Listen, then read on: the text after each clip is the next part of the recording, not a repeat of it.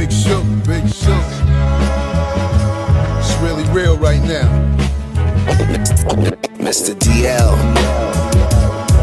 2, 2, 2, 2, 2, 2. Who's off? Yo, we are here, the Danger Zone Podcast, episode 60. Wow. Word. 60 weeks. Word. 6-0, man. You know what I Never mean? looked so good. Shout out to all our That's a listeners on Spotify. Shout out to everybody watching, listening. This is the Danger Zone Podcast. We are here. What is going on, guys? How's everything going? Yo, everything's good, man. On this side of town, I mean, right now we're doing our little triangle podcast with DL. Oh, so be careful. I think we're Illuminati. Oh, I'm at the point, you know what I mean? So, but what I wanted to say is, The podcast only with Mr. DL? Nobody said their name? oh, Mr. Big- DL. okay. I mean, we felt like, you know what I'm saying, we got cocky right there. Yeah, we got kind of cocky. They know who we are. Hey, what is, So, we want new listeners all the time. All the time. Or viewers. I know. They may not know who you are. All right, well, you know, hey, we know us. Yo, Big Shug, Mr. DL. And Chef Tanya Nicole. Right. And welcome back. Yeah, we are here. we here, episode 60. Right, the numbers are moving right along, man. Damn. The Danger Zone Podcast. Today we got with us special guest, you know, true to form. Rockness Monsta, Rock. From the, Do what it do. it's good, brother. How you, man? I'm chilling like a villain. No, I'm still standing, trying to make it all count. Of course, of course. Just on a backstory, like we know, you know what I'm saying? But we'd like for you to let the people know, you know what I'm saying? How did rock come about? You know, how did you appear in hip hop and why rock still matters, you know what I mean? I think I mean, I started rapping as a kid, like 11 years old, but I ran into my brother Steele brother General Steele from smif-n-wessun. Ran into him when I was like 14 and he was 15. Mm-hmm. We started rapping with each other. We wasn't a group, we was just like, he had a whole rap crew going on. I kind of got down with what he was doing because the crew I had going on was shucking and jiving. We wasn't. I told them, I'm like, listen, that's what we gonna do over there. Y'all can either come with me or not. You know, they continue shucking and jiving. Salute to them. Still my brothers, I love them. But you know, I started running with Steel, and I want to say like a few years, you know, Still had a crew. It was called the MOST, right? And that was who we were until, I don't know, a few years later. About what time was this? Like years, what? You know what I mean? This was in like MOS. Let me see. So 73, I was born. 14 would have made We can remember that. So 14, 15 would have made me. Would have made it, 83, 45, 86, and 89, right? So like around 89, 90, Okay. we was MOST. You know what I'm saying? But then like somewhere along, Still used to have these, he had these other friends that we didn't know about in MOST. Well, most of us, he had these secret friends he used to go hang out with and do shows and whatnot. And every once in a while, he would come back to the block, you know what I mean, with some of his secret friends. But we didn't know. I didn't know that his secret friends was Black Moon. At that point, I didn't know that yet. So, like in 92, when Who Got the Props came out, like I had saw the video and all of that, but I got locked up in 92. And while I was in the day room in BCF, I'm watching the Who Got the Props video, and I recognized Five as one of Steele's secret friends who used to come to the block with him after they went on their little secret missions and all that, because Five had family in our project. So long story, I say all that to say, you know, Still brung in Black Moon to the family around. You know, we all became a family, like with the rest of the boot camp and Black Moon by like 92, 93. And, you know, Still was basically the architect of the boot camp Clik. He put everybody together. I mean, for the most part, I brung a lot of people in. Everybody that came in through either me or him. But, you know, from that came Black Moon, smif-n-wessun, Heltah, Skeltah, O.G.C, and some other groups that people that, you know, that never really got the shine that they probably deserved and all of that. But yeah, that's where Rockness Monsta was born from. You know, from that whole pot of gumbo right there. Was that your name? Was that your first rap name back then?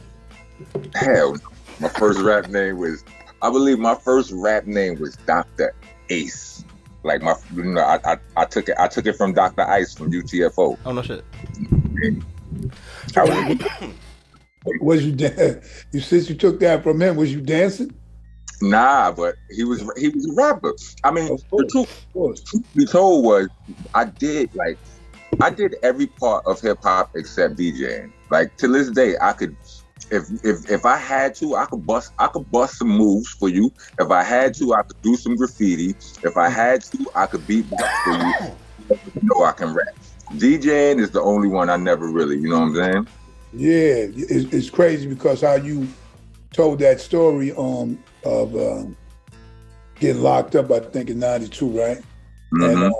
And me, I came home in '90, mm-hmm. and you were in the day room peeping that, and then I was in the day room when I Manifest was on. You know what I mean? So it's crazy with how sometimes stories, man, they just parallel each other like that. You know, different time, but it's still, you know, still the same page, you know? Mm-hmm. So a lot of us, you know what I'm saying, in the hip hop world and Privy, you know, we know you, the boot camp Clik, where everybody knows through us. Well, we know you were rocking with, excuse me. There's some shit just got my eye, excuse me. You was rocking with Sean P. Yes. You know, I was Heltah Skeltah. You know, rest in peace to his brother. Was that something that, like, did you already know him? Or did you, you know, you were in the Clik and you say, okay, well, you know, how'd that come about? Now, me and P knew each other as children because our mothers were friends, but we wasn't close then. We became close as teenagers.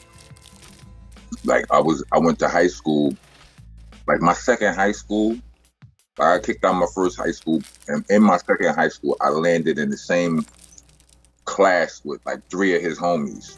And one of his homies happened to be related to Steele. Again, there's General Steele. So I knew him. So thank you. They basically led me to Ruck. You know what I'm saying? Because the connection between me and that one dude brought me to other two, and I just, you know, those are my first 3 boys in this new school. And, you know, we would be in school, outside school, smoking and joking, doing so on and so forth. And then one day Ruck came through. You know what I mean? It was only a matter of time before I ran into Ruck after that. And my name was already Rock. His name was already Ruck. You know what I mean? Crazy. Yeah. Damn, I thought you guys did that on purpose. Oh, nah. Man, I did. Now, my name came from a whole bunch of, you know how back in the, you think of Cool Rock Ski or Pete Rock. Yeah. Like, Rock was just a part of my name, like Chubb Rock at first. It was originally Jab Rock. Yeah. Then it was JB Rock. You know what I'm saying? Those, you know, variations of my initials, my government initials. But, you know, eventually I just dropped all of that and became Rock. And that was before I met Ruck. You know what I mean? Like when I met Ruck, I mean, that was before we linked up. You know, like I said, I met son when we was kids. I was at his 11th birthday party, but you know, it wasn't a real connection made then. So now you guys are rocking. The boot camp Clik is getting that that momentum, and you have all these groups within. You know, you got, you know, Black Moon, of course. Then you got smif-n-wessun. Then you got, you know, Heltah Skeltah, right? Mm-hmm. So when you were like, did you guys say, all right, we're gonna like put these people together this way, or did it just come together? You know what I mean? Well, I think it just came together. Like it's crazy because like you know, I always said boot camp Clik was nepotism at its finest. You know what I mean? Like a few members in boot camp Clik didn't even take rap that serious at first.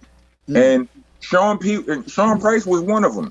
he didn't take it that serious, but when he saw the opportunity come, when the opportunity presented itself, he didn't squander it. There were other members of Boot Camp Clik that wasn't even really rappers, but it was because what we were doing, we saw promise in it. It was like, no. We taught them how to rap. We forced them. We you know what I'm saying? Like, the friendly pressure. You understand what I'm saying? A lot of friendly pressure was applied to some of our homeboys because it was like, listen, this is what we doing now. This is the wave right now. It's catching on. We would see that they had that certain it factor on them. Mm-hmm. We were like, nah, you can do this. You need to be doing this. And we would snatch them and we would encourage them and we would teach them. And that's how, like, a lot of that, I feel like, to be perfectly honest with you, I feel like a lot of that is how O.G.C got formed. Right. What about Tech? Was Tech one of those guys that you're talking about? You ever watch The Blacklist? Yeah. That TV show, The Blacklist? Yeah. You know the star of the show, Raymond Reddington? Yep. Yes. He's an 80s star. All right. Tech was Dembe to Steele's Raymond Reddington. Okay. Before he turned fat. He's a fat in the new season. I just seen the new season. He's an FBI agent. Spoiler alert. Through the first 7 seasons, when he was just Reddington muscle, like he just held son down. Yeah. That was how Tech was to Steele. And then eventually, yes, Tech did. Like, eventually Tech did start rhyming. Steele taught Tech how to rap. That is how it went down. Dope. Mm-hmm. So as you guys went on, I started like doing solo projects. Sean P was doing a lot of solo projects. Probably actually he might have moved to the front in that regard. Yeah, he did. Was that just on who he was, his popularity and how he wanted to to go, or it just came about? You know what I mean? The special thing about Heltah Skeltah is me and Ruck were both. We was solo niggas looking for our partner. Right. But we was dope, like by ourselves already. You know what I'm saying? And being as how like I seemed more prepared. Like I said, I was like in the beginning, Sean P, he was a dope ass rapper. He just didn't take it that serious. Right. So it was like he always, you can find interviews of him saying he was terrified when we was recording Nocturnal because Nocturnal was his first rhyme book. He never even really had a rhyme book. He didn't have a book of raps. Nocturnal was his first book of raps. And whereas I had a book of rap for every year of my life at that point, damn near, you know what I'm saying? And he felt like it was a certain amount of pressure that he was under. He said he felt like he was gonna fuck my shit up. You understand what I'm saying? It was like, Rock take this shit serious. Rock been doing this shit his whole life. I just stumbled into this, blah, blah, blah, blah, blah, blah, blah, whatever. Mm-hmm. I'ma fuck this up, right? Mm-hmm. And I feel like, in hindsight, I feel like that apprehension, that pressure he was under showed. Because yes, he was dope. He was always a lyrical genius. But when Ruck started to be himself, like he did on solo albums, because as dope as Ruck was on the Heltah Skeltah albums, or the first 2 Heltah Skeltah albums, Ruck was a bugged out nigga. But he was rapping like a normal dope nigga. You couldn't tell he was retarded in those raps. But he really was retarded. You understand? And I say this in the most loving way. Yeah. You understand? I don't know the proper terms, the politically correct terms to say that in this day and age. But some was a little bit off kilter, right? But he didn't rap like it. He just rapped like a skilled technician. Once he began to put his personality, who he really was, his real style of thinking, which was wild, off center, into his rap, everything changed for him. He was able to do that. I mean, I remember having a conversation with him and telling him that would happen if he did that. I don't know if he ever remembered that, but I know he accomplished that while I was away. You know, there was a point where before we all did solo albums, before any of our solo albums came out anyway, should I say, I had got a solo deal with Priority in the scope. Well, Priority first, and then in the scope. It was 2 solo deals I had, but you know, I was trying to carry the flag. To carry the flag that wasn't in good standings with Priority no more. Like they was parting ways, and we didn't know. Like as a family, niggas didn't really know what we was going to do with the groups. You know, as far as how we was going to put the albums out, where we was going to put them out. But I had the deal sitting on the table, so you know, I did that. You know, we had the conversation at my house one night about what happened to Sean Price in between that last Heltah Skeltah album and Monkey Bars, and why he was a different rapper. He would sound like a different rapper to me. And did he do that on purpose to be like, all right, well, I can't work with Rock right now. Rock's tied up. Did he change his style up or what? I mean, like I said, I had that conversation with him. I don't know if that was I had this conversation with Rock one night. I could remember us one day he called me, he was like, yo, I be hosting this open mic shit for the homie Shalik Drayton, salute to him, right? Shalik used to have this open mic affair that he had going on in Jersey, and Ruck was like, yo, I be hosting this shit. These niggas think we broke up. I told him I was gonna bring you here next week or whatever. They ain't believe me and shit. Like, yo, you gotta come through. So I went through. I went there.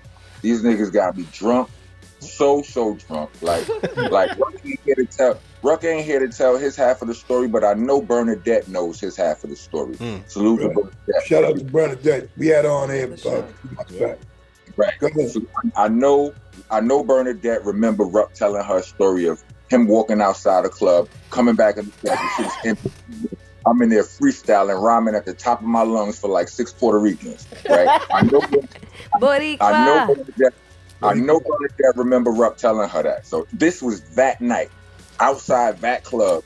I told Ruck what I told him. I'm like, yo, son, the day you learn to be who you are in real life, in your raps, nobody's gonna be able to fuck with you.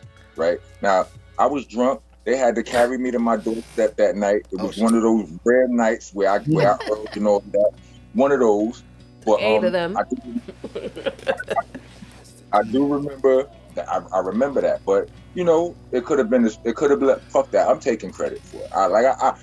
I gracefully say I don't know if he remembered that or not, but I know I did that. You understand? Yeah. I know I said that. Whether he remembered it or not, I'm sure he does. Because that's what he did. He became the weird nigga, the off-center nigga in his raps that he was in his real life. Ruck had the illest personality in the world. Yeah. You know what I'm saying? Like, real talk. So once he brought that to his raps, that was it. That's why he sounded like a whole nother nigga. Yeah, he really did. Thanks for clearing that up, man. It's kind of wild when you say it, because even like, you know, just like all you guys, I had you know, meetings, and you know, we see each other in different places or what have you, as you know, 90s and doing music. And when I did this song with them, the Leg Breakers, I hadn't even seen them like in a minute, but we were we talked on the phone briefly, you know what I'm saying? And Big Twin, shout out to him, he was putting that together. And then I remember like he was like, yeah, man, we just gonna do that, and I'm gonna do my thing. That's simple.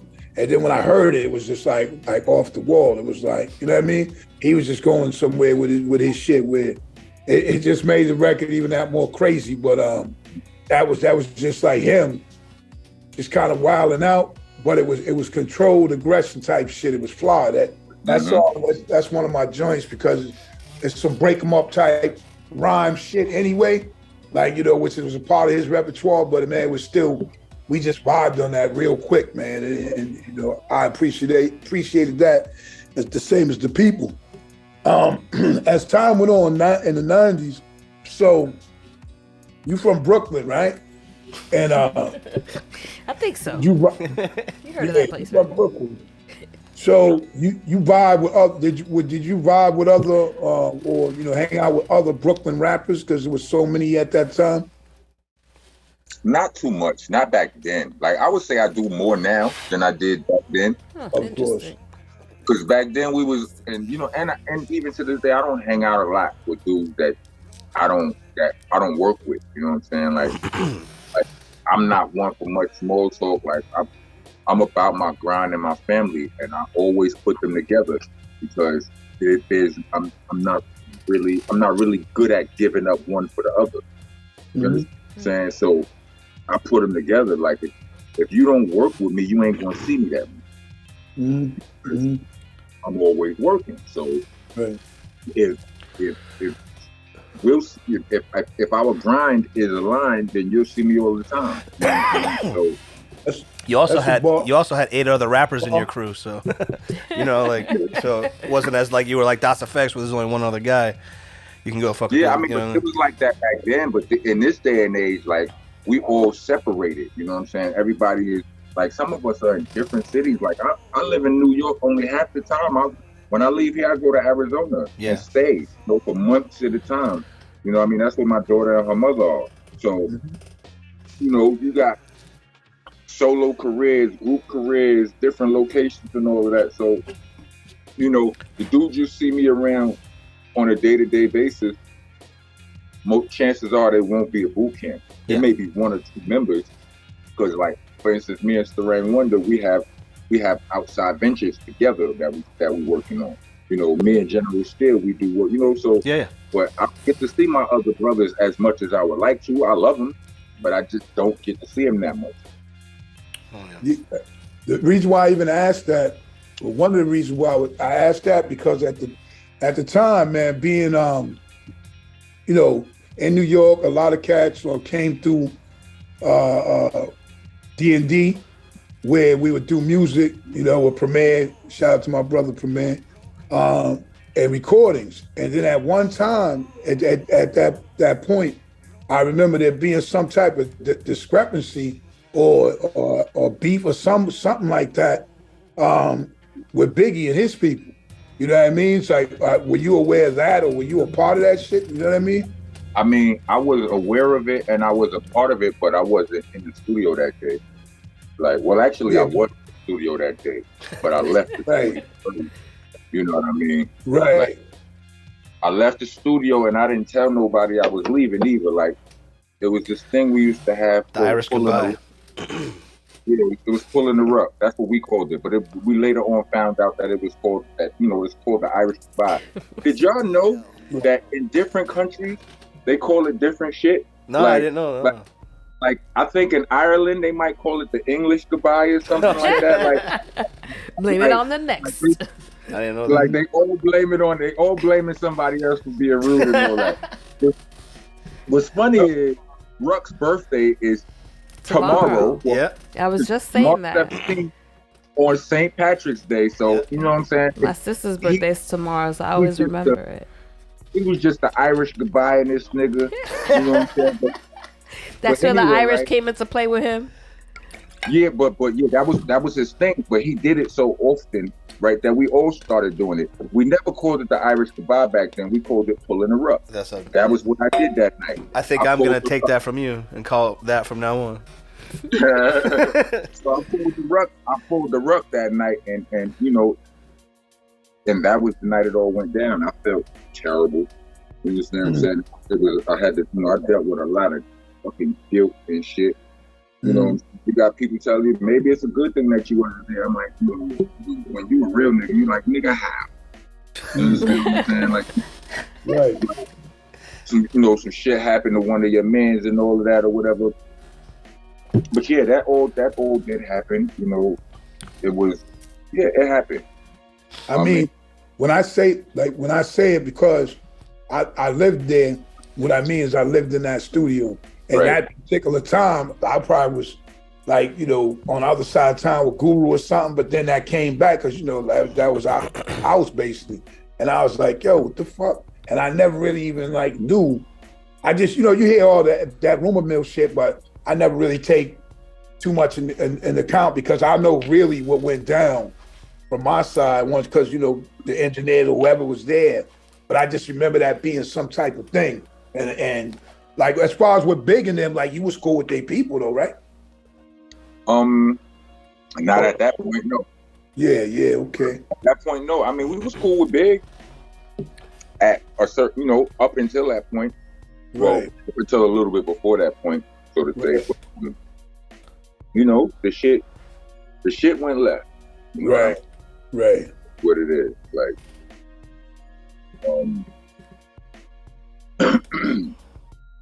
so yeah, that was, and for him in real life, like for me, like that kind of reinforced, and I don't know whether if it's for better or for worse, but that kind of reinforced the certain ways that we move, or the way I move. How you move, for sure. Like I don't really have that many rap friends. You know what I'm saying? Like I don't, and like I know people in rap. I got some dudes that I'm cool with. I can, and I don't feel no shade, but Some acquaintances. Like when you say the word friend, that's like friendship implies loyalty. You know what I'm saying? Not just respect. You know what I mean? You could respect a nigga from across the planet. You ain't never got to say nothing to him. You can still respect him. You know what I'm saying? But loyalty implies that, if I'm here for you, dog. Like if I'm in a spot where it's good and you in a spot where it ain't, I'm gonna extend the olive branch. You know what I mean? And vice versa. You know what I'm saying? So, I don't think a lot of people have rap friends. A lot of people get to know each other in the industry because there's so many kids. Like if you got a friend in the rap game that's on a higher tier than you, so to speak, that ain't your friend. Cause why he don't pull you up? You understand what I'm saying? Why he don't like if you on a certain tier in any industry, you two missed paychecks away from looking for someplace new to live, right? If you got a so-called friend on a higher tier than you, then nobody's asking. Ain't nobody asking for a handout. Like nobody like pay my bills. No, but some info, some insight, some mentorship, and opportunity. You understand what I'm saying? And alley, you still got to make the basket, but I'm gonna throw you the pass. You understand what I'm saying? So Cool. Yeah. I don't, I don't look at a lot of people. I don't really look at nobody in the industry as my friends. I mean, I'm cool with a few people. You understand what I'm saying? I feel that 100% because some people will say a lot of people are their friends because it's almost a clout thing with people. You know what I mean? But I see it as like you do, just because where I've been in my life, where, as you know what that real friend shit is and what have you, and the loyalty and all that. So to me, that's very important, as I feel like that's the only honor you have amongst men. You know what I mean? So, if you're going to have some loyalty and friends, cool. If you associates, cool. All that shit is cool. And I move the same way. And for the record, when I was coming up, we used to go to block parties and house parties. Mm-hmm. And our form of Irish goodbyes was probably like Irish so longs, because it would come in the form of somebody telling someone, listen, the back door's open. You might want to be out because these niggas is about to roll on you. You know what I mean? Or they'd be at our block party, be like, listen, you got about 5 seconds. Me and Guru used to always say this, you got 5 seconds to take off. That was just in joking, but it was basically letting people know they should probably leave right now. So I'm just saying that in jest because it's a little different. So I mean we would tell people, yo, the back door's open. You know what I'm saying? Y'all might want to leave before shit go down. So before we move on, your mic is going in and out. We can hear you, but you sound like a Decepticon for real. You sound like a robot every once in a while. So Transformers more than me. Just wanted to let you know that we can still hear you though, but I just didn't know if you knew about that. You have one of the most distinct voices in the history of hip hop. Nice segue. I am the segue king. You know what I'm saying? If you didn't know, we do this over here 60 times at least. I could The see you danger on a zone. Segway with a helmet on. You have one of the most distinct voices in hip hop. I feel like you've even had it stolen from guys like Lord Have Mercy, Charlie Tuna, and all these guys. Did you ever feel like people jacked your style? Charlie who? Hold on. Somebody like Charlie who? Charlie Tuna. Tuna. They're good rappers. I'm just curious because I heard you first, so. Have you ever? This is what I'm saying. Like, I can't lay no claim to my voice. Like, I didn't create it. Like, somebody, this shit was given to me. You know what I'm saying? Yeah. Like, I was born with it. Like, I had nothing. It's the one of all of my gifts that I had nothing to do with. It's truly a gift. I didn't work for it. You know what I mean? But like, somebody like Lord Have Mercy and Charlie Tuna, like, they really talk like that. Yeah. You know what I mean? Like, you have a conversation with them, their voices are deep. Yeah. I know Lord Have Mercy, I know for a fact that's how that dude talk. You know what I'm saying? Yeah. You know what I'm saying? So you can't blame a nigga for using his own voice. No, I'm not blaming him. I just use him as an example for people who kind of in the same register. I mean, you know what I'm saying? now there are some dudes who run out there who work. I mean, I feel like there was a period, and maybe there still are dudes who create voices to rap with. You know what I'm saying? I think the voice that they create to rap with now, like with the young boys, is more like that 6ix9ine-ish sounding.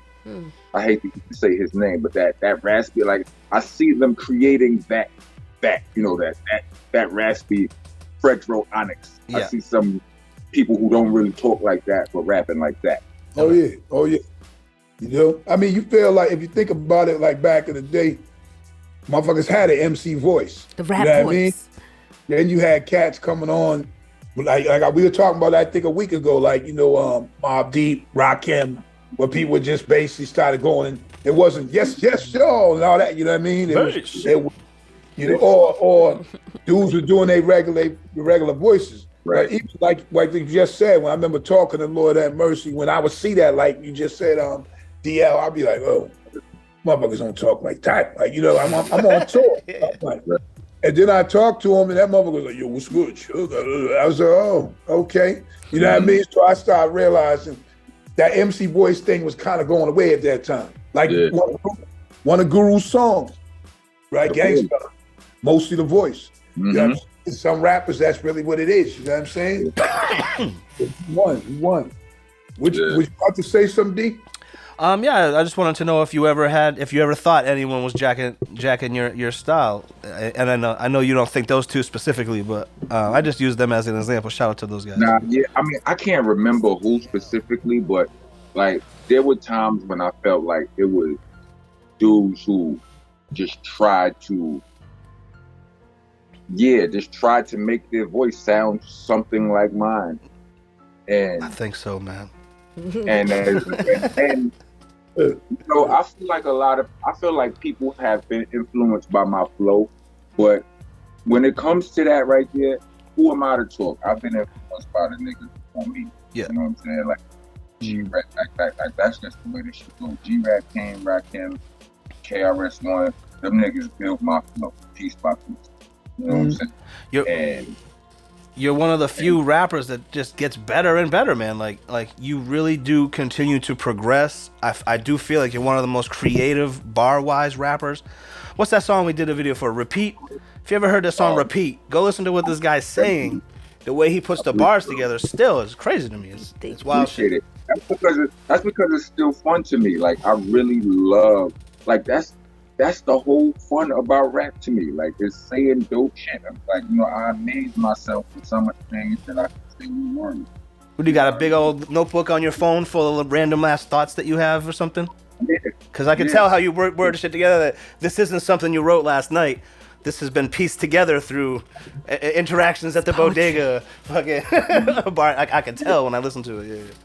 Yeah, sometimes it is. You know what I mean? Like, I just, you know, depending on like the amount of stupidity that I'm inflicted in the verse, you know what I mean? That's like you know, it may come from all over the place.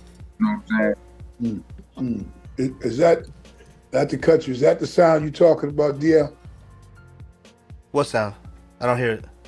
The way his mic is going like that? You didn't hear it like that? Yeah, it's better than it was. I'm not hating on it now. I was hating on it a little while ago. Now I like it. We good. So listen, I got a question. Sometimes as easy as 1, 2, 3. I like to know your favorite 10 MCs. Yes. That's not an easy question at all. I don't Not at all. have favorites in MC. Yeah, you know, yeah. Give me Yeah, 10. like, Mr. DL, let big me show. see. Let me see. I don't know. It would be so biased. You know what I'm It's saying? supposed Like, to be. They're yours. No, yeah, you know what it is too. It's a big pot. It's a jumble of MCs.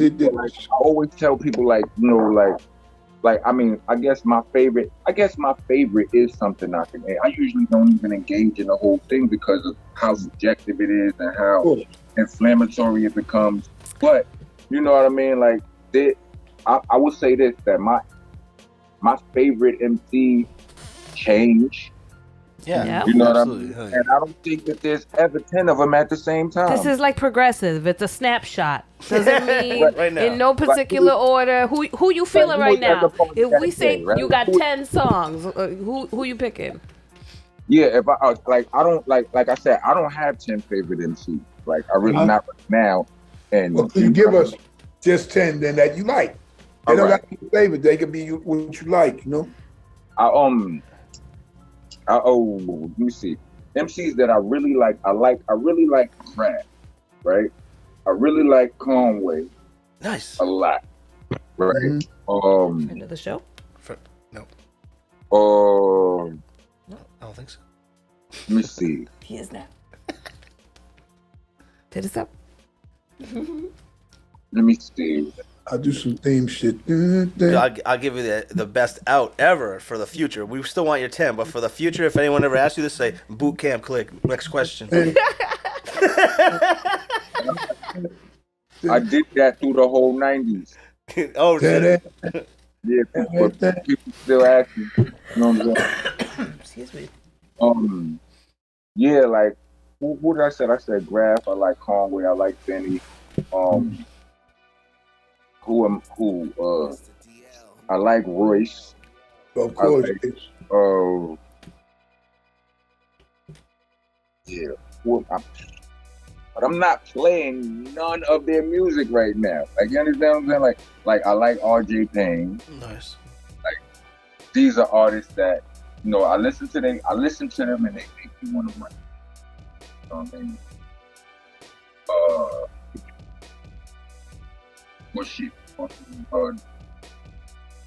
Crooked Eye and Joel Ortiz as well. Nice. 7.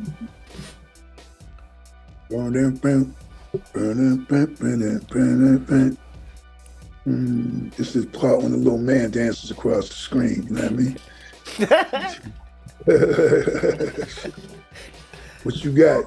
I like Busta Rhymes to make me want to write. Okay.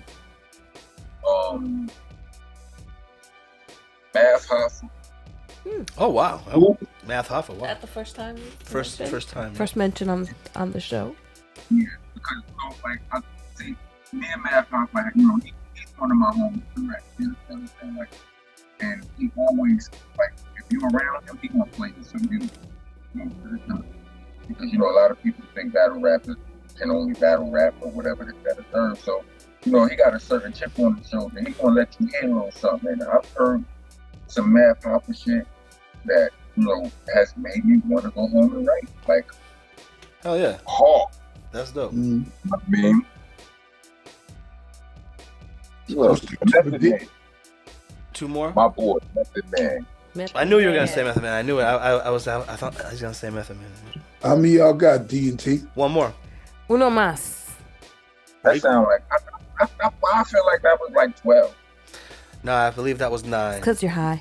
Yo, sometimes depending where we at, that shit might be 12. You feel me? Yo, we vibing right now.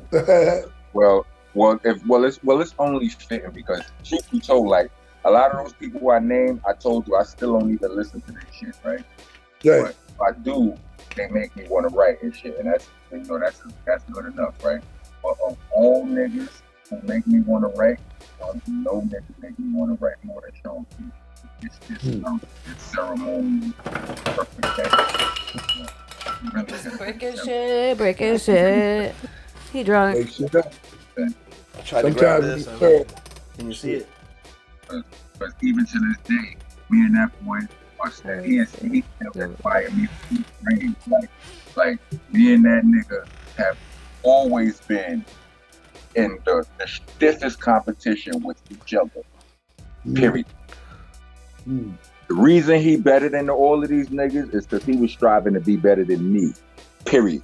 I believe that 100%. I 100% believe what you just said, and I'm so glad you said it because I'm going to soundbite that because that is so true. He had to out-rap one of the best rappers. Like it's hard to go on a song with a dope rapper and be like boop, boop, boop, boop, boop, boop. Like it's just like, all right, people are just gonna skip your verse, or you better go last because you don't want to follow like a good, especially back then. Oh, you can't follow a good verse with a bad verse. Probably not with that. You don't want to follow that shit. That's my verse, Big Shug. That's don't take that. That's copyrighted and trademarked. All that. So good. I don't want to hear it on the next album, Big Shug. And vice versa, even from the grave.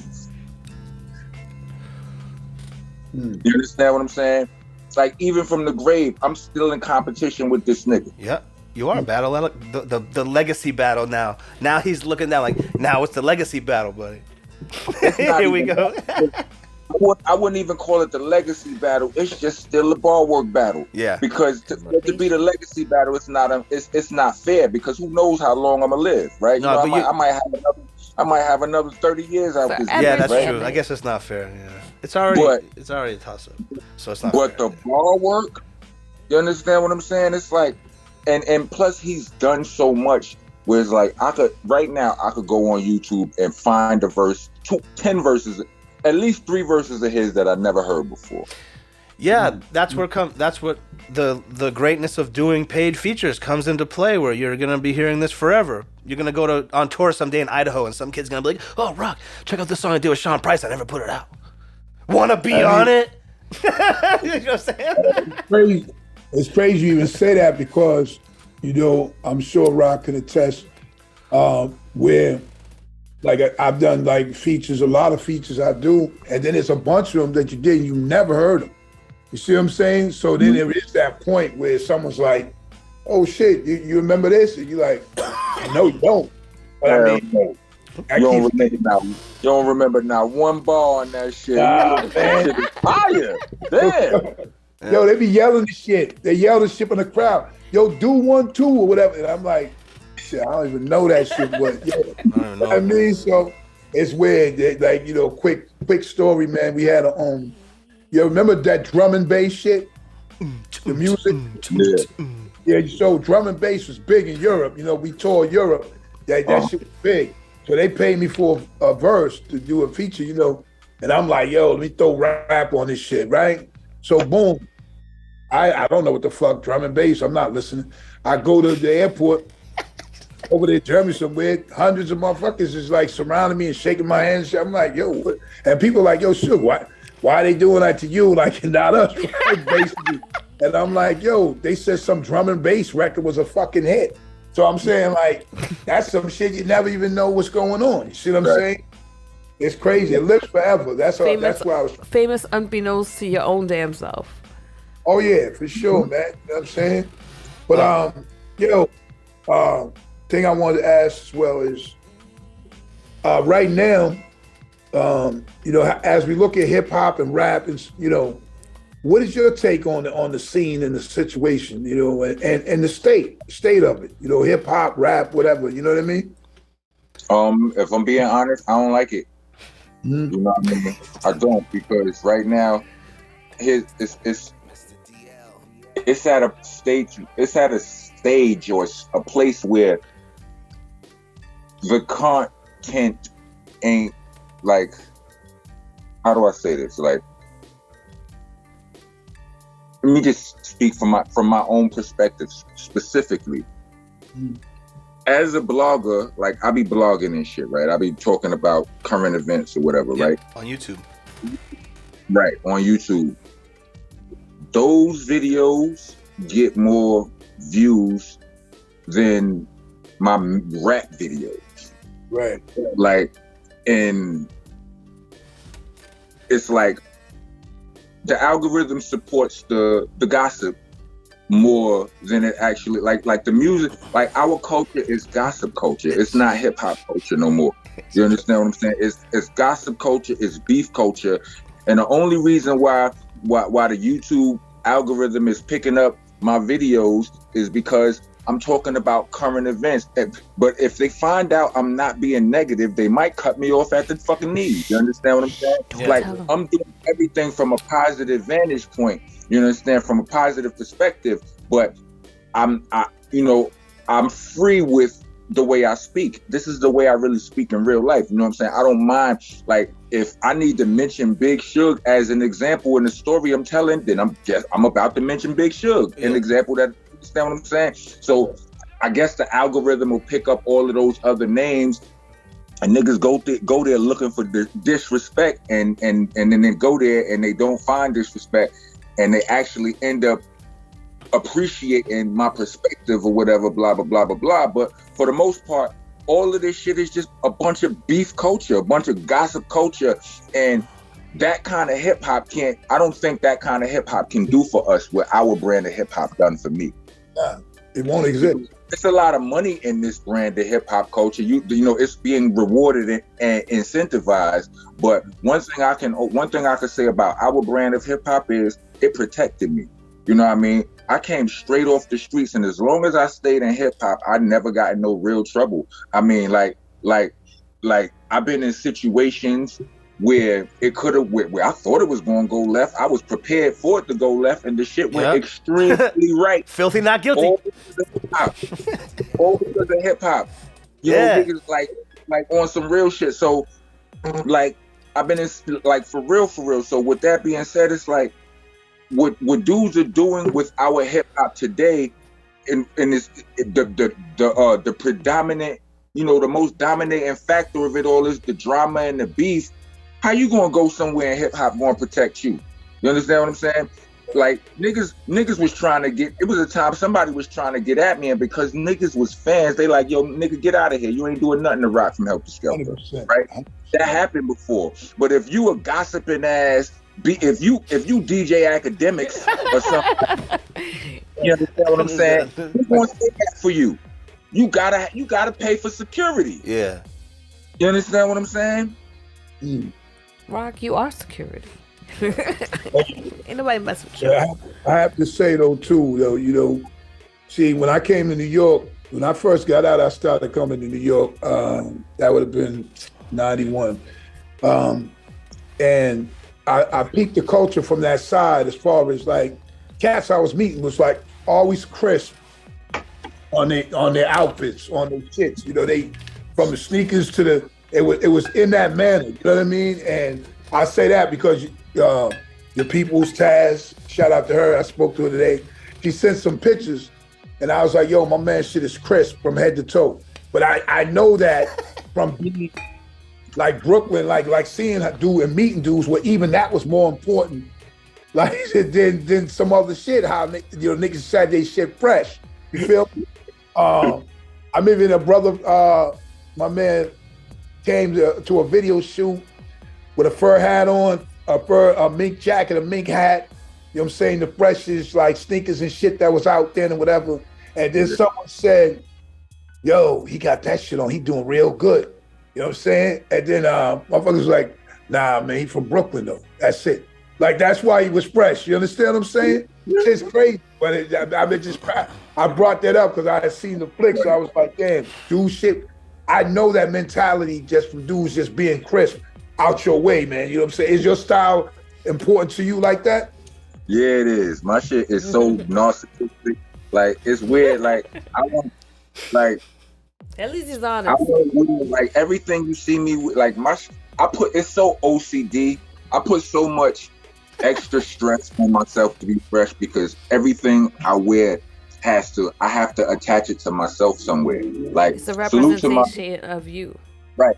Like, I'm wearing a Brooklyn hat. You'll never see me wear a Lakers hat unless I'm hanging out with, you know, if I meet LeBron James and we taking pictures and he go, "Here, take a hat." I'm wearing, you're going to see a Brooklyn hat. You're going to see a New York hat. You'll see a Rockness hat. Yeah, Colorado, yeah. Colorado Rockies. You'll see a Houston Rockets. Yeah. You understand what I'm saying? I like it because he's like me. He's got a bunch of teams. You know that he's feeling. He's not feeling teams. He's feeling the Rock part of their name. It's the ones that represent me. Like I say, he's feeling the team. A part of the team. He's feeling. Everybody relax. Anything New York, anything rock. You know what I'm saying? Or anything personal, like like this. Salute to Sin Rose, the beautiful Sin Rose. She got this new line out called No Guest List Tonight. This is a brand I can get behind. You understand what I'm saying? I dig that actually. It's Except like, as long as I'm on a list. you don't need to the be danger on zone. Good. So I do those things to everything I wear. Like, I put if I can't attach myself to it, I feel funny wearing it. It's like if you don't fully believe in it, you're not gonna put right. it. Right. Like I wear Nikes. Nikes is an acronym for me and my rap style. Stands for nigga, I kill everything. That's straight right there. It's crazy too because about that style. I'm talking about Brooklyn too and cats that I was rolling. Shout out to J. Root Damage and Biggie, all them dudes that was around at that time, and Dap and all them guys. So I just came home basically. So you know what I'm saying? I wasn't caught up to that style of shit. My shit was, you know what I mean? I'm sweatpants, Timbs or whatever. I come to New York and I'm going to Brooklyn. So that's where Guru and Premier lived. Shout out to my man Premier. Yeah. So then my shit transited to that style because it was like, okay, I've been going for like 3 years and now I'm jumping off of this hip hop thing, but these are what cats is wearing. Like if you see the back of the album, the Who's Hard, that recently had a birthday. Now the back of the Who's Hard album, we all got on like Timbs that we just bought.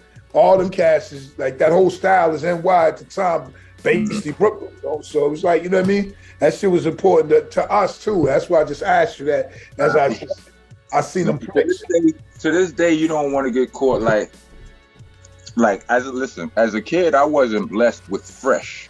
You understand what I'm saying? Like, I didn't just come up no fresh nigga. I had to put my fresh together later on in life. But once you get there, you don't want to give it up. You know what I'm saying? I agree. It's a hard thing to let go, boy, I tell you.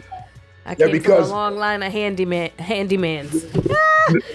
I didn't mean to tell my mom's business. Shout out to my mom. Hand-me-downs. Hand-me-downs. My older sister. It was like, oh, but it's new to you. I was like, can I get something new? You know what though? Hence, he said you don't want to be fresh. You fresh, but you don't have to lose that. So you don't want to have to refresh. You know what I mean? So if you stay fresh, then you don't got to refresh. Yes. Because the unfreshening is not the move. Yo, the unfreshening. The unfreshening. It doesn't even sound like that.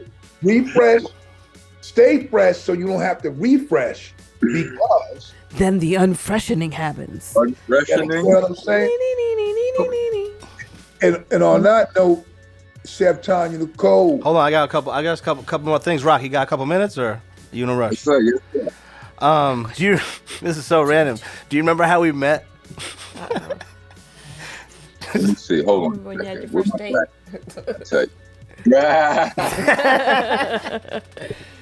Dude, we met on the MySpace. Well, I asked you to get on X1's album. That's how far we go back. I don't remember what year that was. We go back to MySpace. But he said you need to hit this guy up, and I said, how? And he goes, this thing MySpace. I was like, the fuck is that? And you were on there.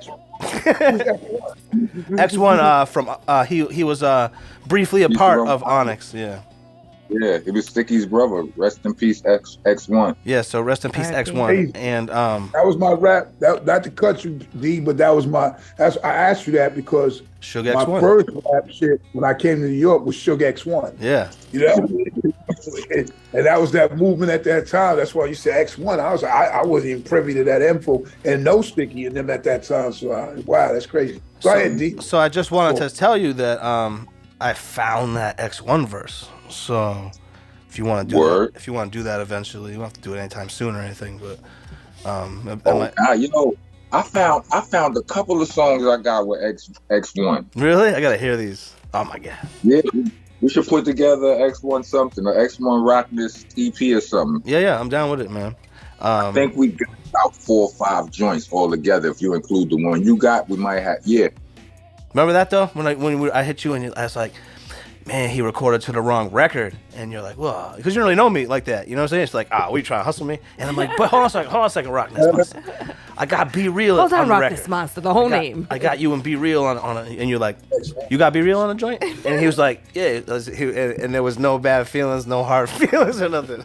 So I still got that record, and I still got that record, and we'll do that one too. Wait a second. You didn't even remember. And I don't even want to say who else is on the record because I'm thinking not keeping that the same record. But I'll tell you in private there's 2 other huge fucking rappers on the record. Where if I tell you now, I told you. He's like, stop right there. So yeah, I remember. Yeah, son, I didn't even know that was you. Listen, man. So what happened was I got in a little bit of trouble back in the day, and I lost my hard drives. And now I got them. We're not going to just gloss past that right there. He's like, wait, hold up, rewind. That's why I'm laughing. That's why I'm laughing right now. DL, do you realize the box you're in, pause, says Tanya right now? Yeah, probably. He's in Tanya's box. Right. Don't misgender me. Sugar's close enough to the camera, so I recognize him, right? I've been talking to you this whole time and did not know it was you I was talking to. Wow. He's talking to you or me? Me. Talking to you. Talking to you. He throws the glasses on. Stop. Oh my god. I probably am this big on there though. This is definitely going in the clip section. Hey D, when you said something, right, that hit that part of his memory, he was like, oh shit, wait a minute, let me go get these glasses. I can't wait to see that on the rewind. Holy shit. I can't see you. Yeah, I'm yeah, because I hear you. I know you can't. I can see you, but I can't see her. You know what I mean? She's not in the frame. Oh, because she moved the camera. I see. Yeah. She's on this camera. You know, it would have, but I just saw you and her shoulder and the name Tanya, and it did not register to me. That's so funny. Damn. Hour into the podcast. Is that better? Can you see both of us? How y'all doing? That's funny as hell. We been sitting there for about a straight hour. He's like, yo. Why didn't y'all say something, yo? We didn't know. We have a different view. We had the view of just you two talking. I can see y'all. Like, I see y'all. Like, so I'm straight. But when he said this whole time of the show, he didn't even know that was you. That's like, even when you said, remember when you said when we did something, I thought maybe then he knew, like, you know what I mean? That's like, so funny. He just put his glasses on. That was amazing. And DL, why DL, you know I like you better when she with you. You know that's that. Another one going with the clips. Yo, let me go get my goddamn glasses. I want to see who we're with. That was so funny. Oh, you got jokes, huh? You got jokes? Oh shit, Hectic's there. Yo, hold on, wait. You're still the only rapper whose video I got arrested on. Still 20 something years in. I can't tell you how many times I've heard this story. Oh my god. He's like, be careful out there. I was like, oh, we good. For the rest and of he's his like, life. I thought he was talking about just like I didn't know he was talking about the cops. I'm like, yo, be easy. But it's my fault. I should have said, don't smoke. Yeah. Yes. Be out. No, you should have said, don't smoke. DL, I'm serious. Like, for real. Like, they out there. Like, don't do nothing. It's all good. It was an experience. I was just, it was, oh man. That's just a little. No, they didn't fuck us up or anything. They didn't fuck us up or anything. They were a little bit rough, but that's it. Yeah, it was in New York. Yeah, yo, that's it. I ain't doing no more interviews on my phone without my glasses. Oh, shit. Guy's gonna be talking to Jay-Z and he's gonna be like, all right, man, I guess you don't really care about doing a song with me. And then he's gonna put his glasses on and be like, oh shit. What's up, son?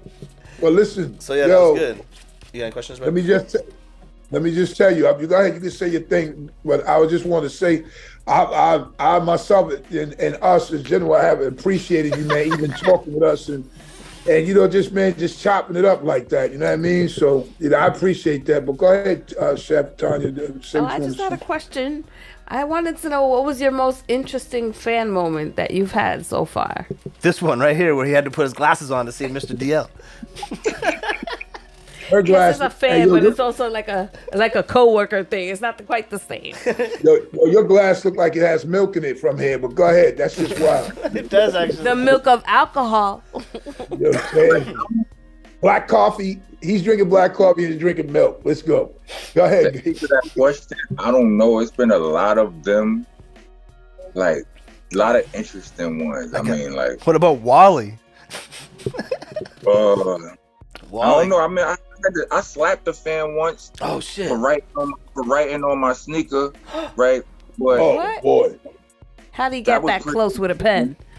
I mean, I was on stage. We rapping, yeah, and exactly.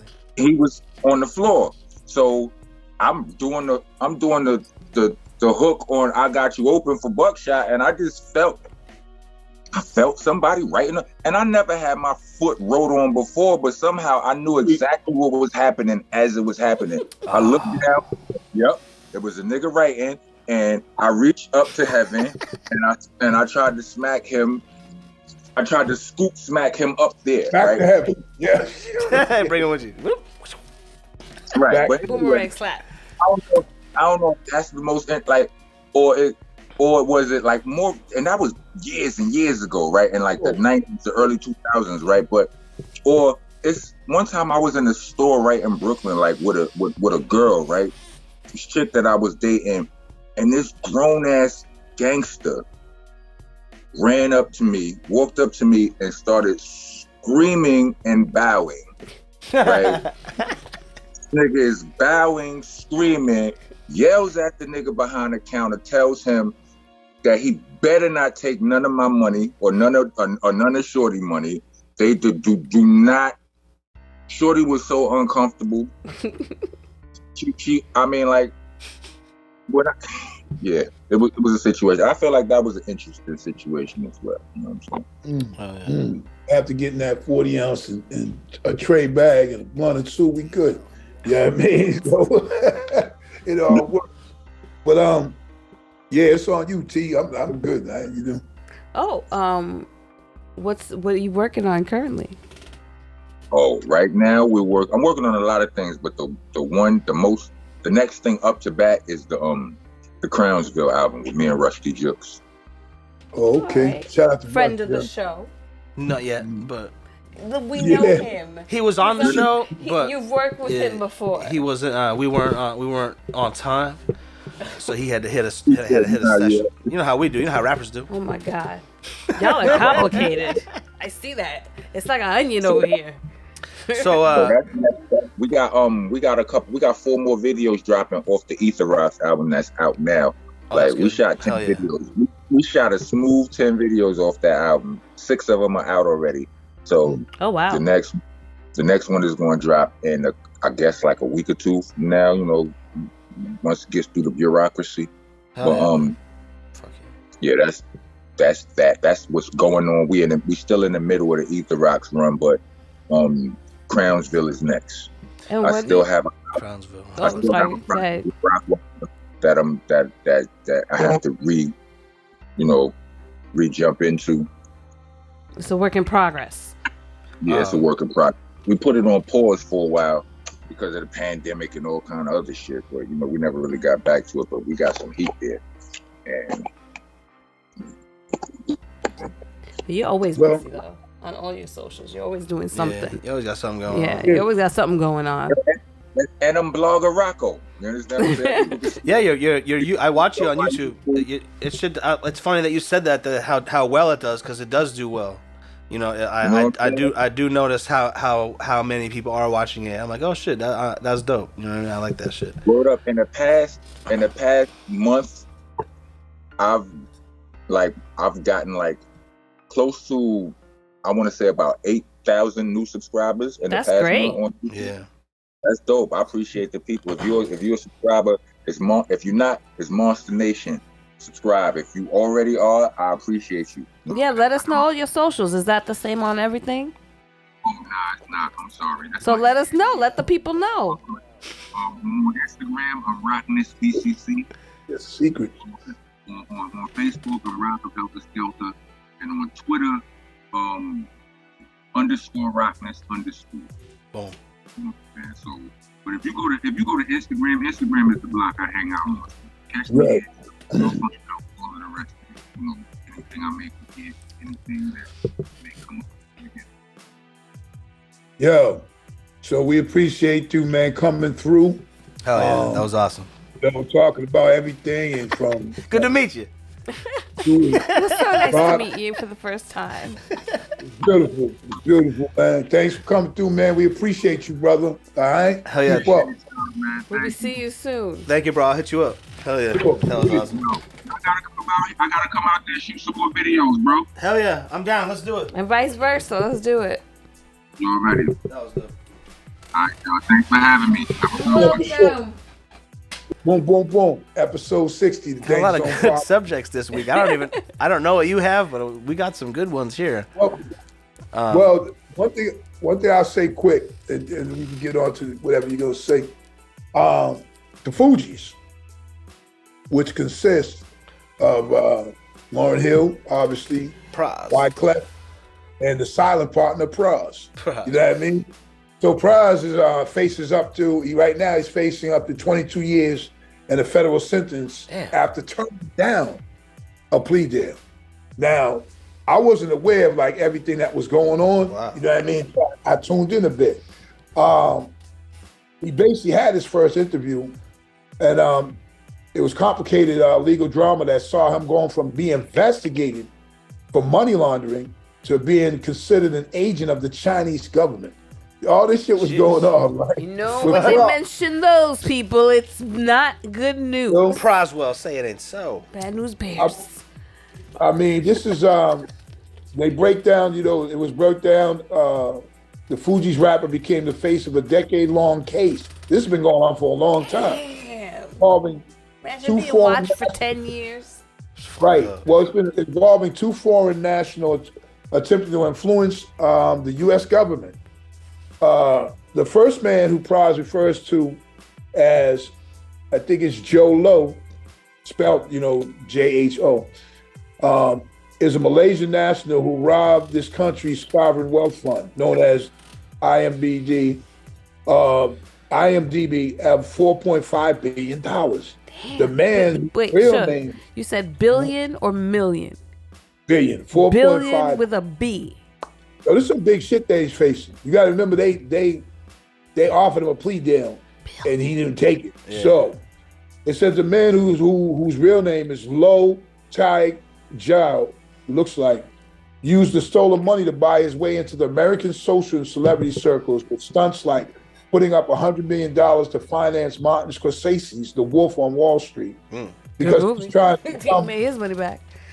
So they're saying that he invested in that because he was trying to become friends with Leonardo DiCaprio.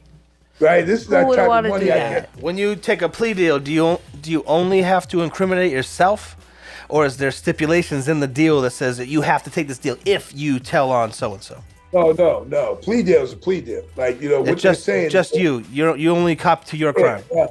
They'll look at the case and they'll say, listen, they're offering, when you ever hear someone say they're going to offer you 3 to 5 years or 10 to 20, whatever, that's the plea. So when people say, fuck that. Yeah, but you don't have. If they plea in 22, how much you think is up for grabs? My question basically was, when you plea, do you have to give up other people in the plea, or is it just solely, this is what I committed?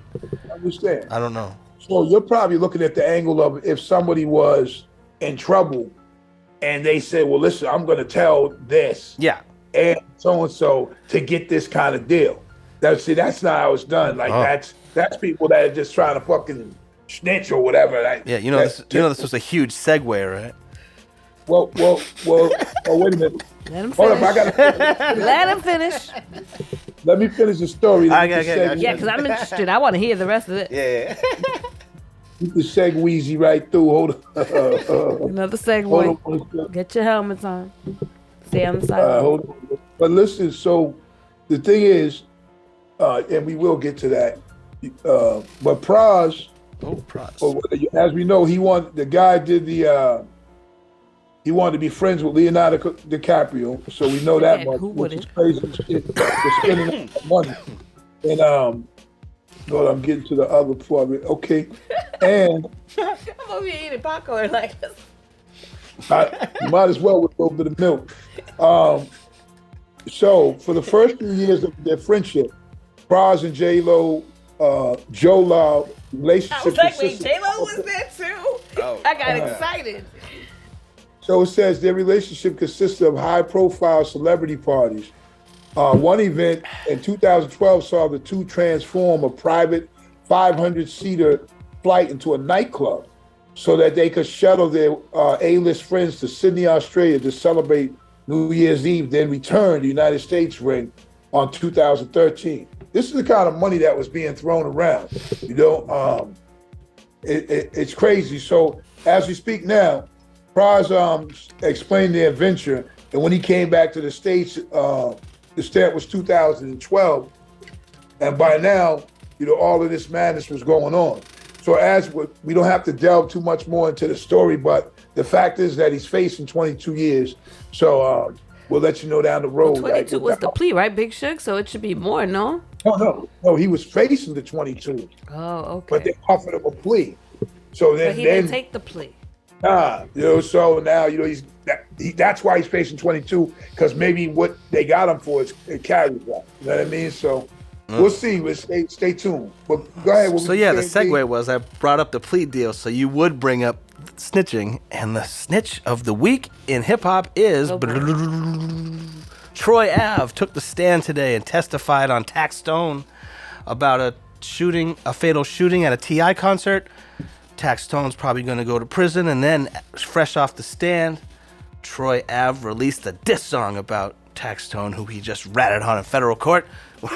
What do you think about all this, Big Shug? Shocking that those two stories are parallel. I mean, as you look at it now, this thing, man. It's crazy, man. It's fucking crazy, bro. And being, like I said, there's no honor amongst men about the code or whatever, you know. So as we watch these years go by, you're seeing is this thing becoming a norm or an acceptance, you know what I mean? Or you're like, is our people gonna no longer exist? You know, it's a few other guys, I don't want to mention their name on it, that will no longer exist because of that state of things. You know what I mean? So that which is snitching, the bottom line. Or see me, I'm going to say what I want to, but then I hope the police protect me. That's why I'm saying it out loud. There's still something real and truth to real bad boys moving in silence. You know what I mean? So we hear all this stuff, you know what I mean? But there's something that I just believe will happen. Big Shug, if I came up to you in 1998 with my white bandana on and I said, hey, Big Shug, in 20 years, famous rappers are going to tell on street shit on other famous rappers and no one's going to care, would you be like, get this fat white guy out of here? No.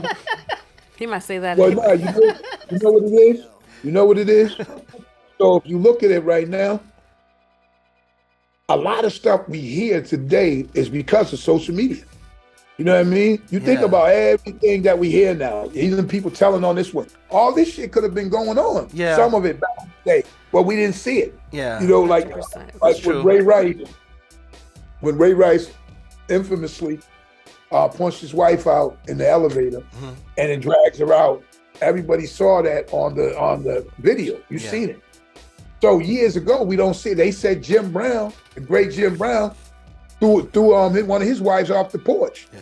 You know what I'm saying? You know what? Like people, he's saying it's true because Robin Givens I claim that Mike Tyson beat me up, but we didn't see it, so we're half of us are skeptic about it. Definitely. And to this day, because of her character and who she was, people still don't believe that. I believe if anything happened, he scared her, because I think if he punched her, she'd be dead, and we'd be talking about, hey, remember that lady that was on head of the class? She died that one time. 21 Jump Street.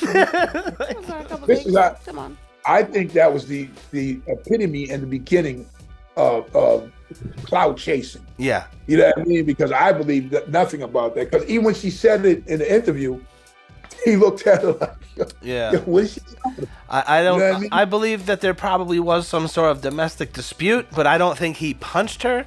He might have shook her, pushed her against a wall, something. But when you say Something that this violent, guy, but it wasn't a punch. this guy who's knocking out professional boxers in 40 seconds punched you, When and you you're look alive. at the video, she's like looks like she weighs like 115 pounds. I'm not trying to victim She's blame a or very anything like that. I'm petite just saying person. it didn't add up to me, even as a 12-year-old or whatever, however old I was when that came out. I was like, hold on a second, this guy's beating grown men up in 30 seconds.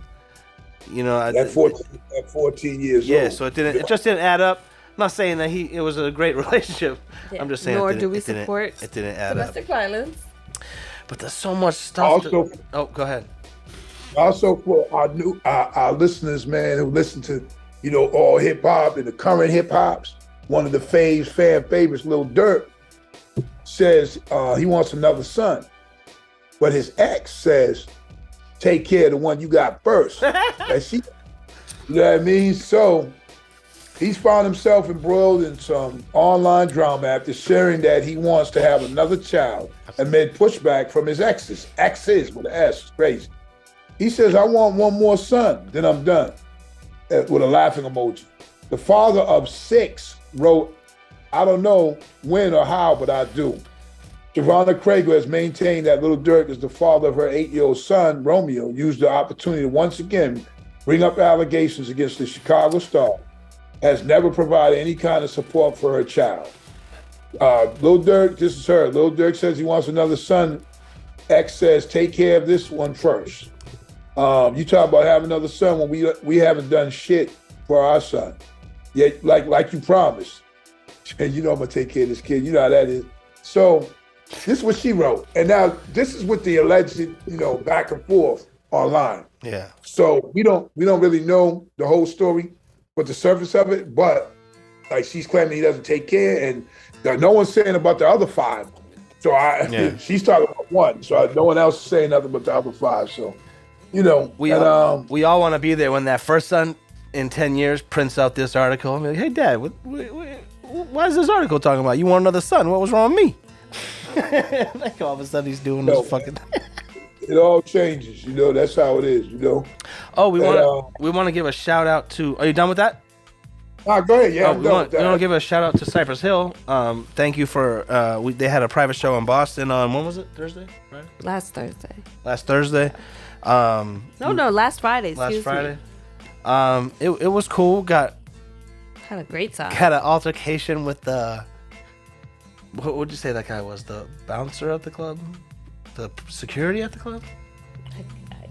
Yeah, I would say security. But besides that, it was a good night. Kind of maybe killed the vibe a little bit, but it was so funny. Me, I had a good time the whole time. So basically, we go into this thing. We got VIP at this event, so we go in and people are smoking weed everywhere, as you would imagine, right? So I'm like, all right, I'm gonna roll a joint. So there's 100 people smoking around me everywhere I look, and so I roll a joint, and the bouncer comes up to me and he goes, "Oh, you just gonna roll that right in front of me?" And now you would think that was kind of a sarcastic, I'm just fucking with you question, right? At a place where 100 people are smoking already. They were all gonna laugh about this. So I was like, yeah, I'm gonna roll it up. What's up? And he goes, oh, so you're just gonna roll that in front of me? And he starts to get an attitude with us, and he says, I'll let you guys I'll take care of you all night. Just take care of me. And he kept saying that, and I said, listen, buddy, I'm not giving you anything. I'm not giving you weed. And Hector goes, I'll give you weed. And he goes, this feminist came out. He goes, I got weed. And he pulls out the smallest joint you've ever seen out of his pocket, right? And I was like, what, are you trying to get money out of us? And he goes, I'm just saying, if you look out for me, I'll look out for you. And I'm like, all right, we'll look out for you by not beating you up. As long as he didn't so start smart. taking the shoes. Must be nice to be able to threaten someone with assault. So, I then realized I just continued to roll my joint, and I then realized that there was a gentleman standing next to us to the left, and he told on us, bro. He told on us about weed at a Cypress Hill show. He was a snitch. A private thing where he was also probably had to be invited too. And I was so blown away by that it buzz killed me for like the first hour of the night. But I can honestly say that I didn't let it faze me. I was like, we smoked everything. We did. This is a nice every place. time I everyone's happy. You know me, I roll up. So I roll a bunch of joints and I started smoking, and every single time I puffed the joint, I billowed a huge clouds of it, and the guy next to me just stared at me like, and I just wanted to, at the end, offer him the roach, but I'd just be like, oh, hey, you want this disgusting ass roach we sucked all night? I just decided to block him out and just have my own experience. I was like, unless we're getting kicked out, I'm just going to enjoy this. So, anyway, I just say that because that was good. I appreciate that. Yeah, that was fun. We went. Did they actually perform at the party? Or Yeah, they actually did. It was. I give it a. set. What'd you give it? A B minus, B plus, B plus. I'll give it at least a B plus. And nothing against Cypress Hill themselves. It was B plus because I was in a crappy mood, and the Send Dog's mic was kind of mad low. I give it an A minus. But besides A minus, I give it an A that's minus. fair. B plus, A minus. Yeah. So, it was cool. And then, we hung out backstage for a while. It was just us and them. Talked about doing some more videos and just pretty much cooking some more food. Yeah, that was fun though. It was a good time. I don't know. I will say this. They'll be back in October for Haunted Hill. Shug's from that era, so you'll appreciate this, Big Shug. That was a private concert advertised less than 24 hours before they took the stage, and they sold 15, 16, 1,700 tickets. I believe. You know what I mean? I think from looking back that after that many years, someone's able to do that. I think that's damn impressive. So Of course. Shout out to Cypress Hill. But is there anything you want to talk about before I talk about these two last subjects? I'm sure there's one of them. You want to talk about Sean Kemp? You want to talk about Sean Kemp? Oh yeah, we talk about Sean. What's good? What's hood? So when Sean the story broke, I sent this thing to Big Shug. I said, "Hey, fucking, it looks like here Sean Kemp was involved in some sort of drive-by shooting." Right. And that was the take online for about 3-4 hours. And it comes out later that it was perhaps in self-defense that he shot at somebody. So. Because he was someone had stole from his car, like robbed him, and then he broken his shit. Then he goes over to the car, and then they started shooting at him. Yeah. So then he shoots back. So then they just made it like, first of all, you 6'11", shooting. So that was like good for them to first go to the conclusion that, oh yeah, he's shooting at people. Yeah. Oh, come on, man. If anybody doesn't know, Sean Kemp, ex-NBA All-Star, played for the Seattle Supersonics. He was phenomenal, athletic, incredible playing guy. Still possibly, arguably, Shug, you're a huge basketball fan, arguably the best in-game dunker? I mean, yeah, because you got to you still always have to have Dominique Wilkins, Mike Jordan, and Vince Carter when it comes to that. There's 4 or 5 of them. Them dudes did it regularly, but he was definitely a good one. But Sean Kemp is also in the cannabis business. Yeah, he owns a big business out there, and he's actually been doing well for quite some time. So that's why they shine that he must have good people with him too, because they shine that light on him negatively, and then it came out like DL said 3-4 hours later that this is some bullshit. Because the first thing I'm gonna do, I remember this one guy. He was 6'9".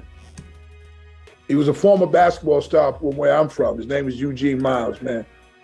Rest in peace. Unfortunately, he met his demise kind of early, but he was a prodigy, and he was supposed to be. He was becoming a star player and went through some things, but then he goes on the block. And he starts selling or trying to sell crack or jumps, as we called them at the time, at 6'9". So the cops roll up, and they first thing they gonna do is yo, you too damn big to be out here with that. We know what the fuck you're doing. So what I'm saying, we might as well put a sign on you. That's what I'm saying. Like with Kemp, so it's easy to point out, say, oh yeah, this dude is 6'11", And that's a hell of a reach out the window to do a drive-by, but at 6'11", you know what I mean? Like he was doing a drive-by. So I'm glad it turned out to be a non-story from that side. Yeah, me too. Because I'm a Sean Kemp fan, so I was glad that I was like, oh my God, I hope that Sean Kemp. I hope that's not his life now. That's where when I first read it, I was like, oh no.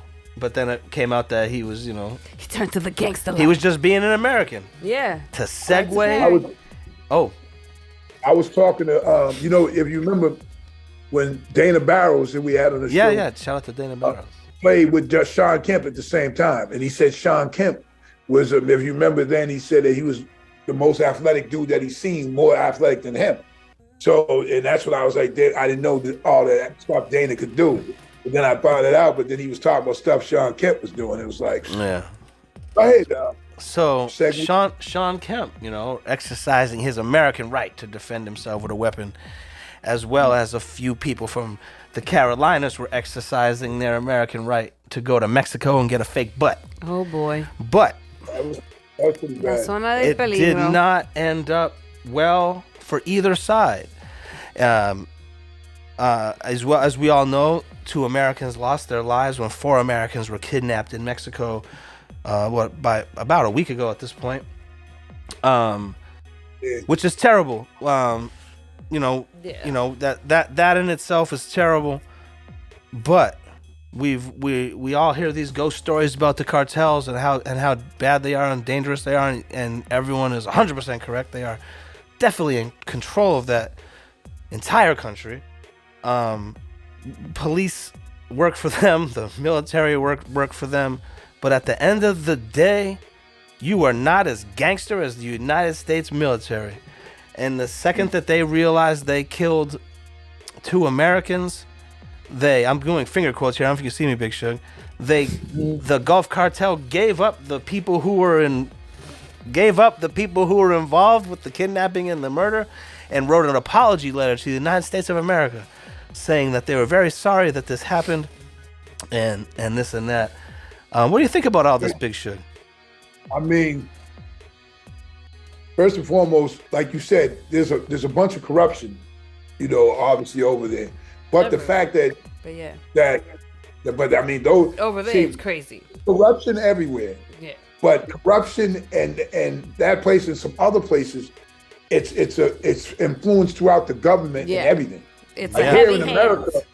Here in America, it's not the same, not like that. Yeah. You know what I mean? Like it was at one point, but it's been a very long time since that's been the case. Like it's now it's a corporation that have the heavy hands. It's urban legend, or maybe a little bit more than urban legend, that the Italian mafia got John F. Kennedy elected to president.